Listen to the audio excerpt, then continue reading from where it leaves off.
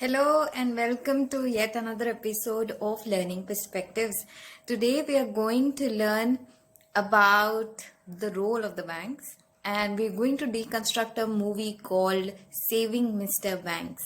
When you deposit tuppence in a bank account, soon you'll see that it blooms into credit of a generous amount. semi-annually, and you'll achieve that sense of stature as your influence expands to the high financial strata that established credit now commands. So the song that you just saw is from Saving Mr. Bank movie, and it is talking about how when you deposit money in a bank account, it blooms into a credit of a generous amount. Now, how does that happen? It happens due to the fact of interest. But before understanding that, I would want you to understand how this process works. So we will understand the role of a bank. First, let us understand how a bank works.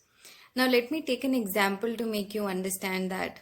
Let us consider two people, A and B. For example, now A has 50,000 rupees that he wants to deposit in the bank, while Mr. B wants to take out 50,000. That means he wants a loan of rupees 50,000 to start his own business.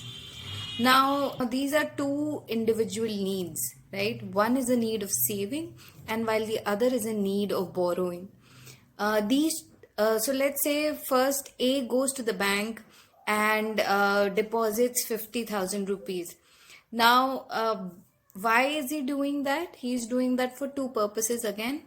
One, that he considers his money to be safe in a bank, and second, he earns some additional benefit. Now, this additional benefit is called interest. And that is why he deposits the money in a bank. Now, Mr. B, he also goes to the bank and he wants a loan of rupees 50,000. So when the bank gives loan of rupees 50,000 to Mr. B, they ask for a certain interest. Now, Mr. B would have to pay interest to the bank and over a period of time, and also and this is called equated monthly installments or EMI to the bank, correct?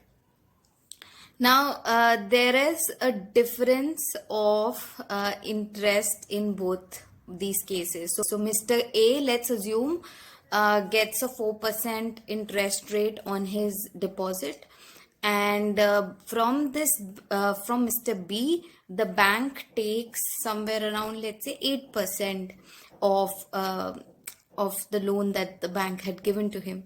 So now the difference between 8 and 4, which is again 4%, is the profit for the bank. Okay, so that is how generally banks earn money. And this is also called net interest margin that the bank is earning from a broader perspective. So now that you've understood, it can be clearly implied that the bank acts as a financial intermediary, which means that it acts as an entity which stands in between for somebody who wants to lend the money and somebody who wants to save the money, keeping money in circulation.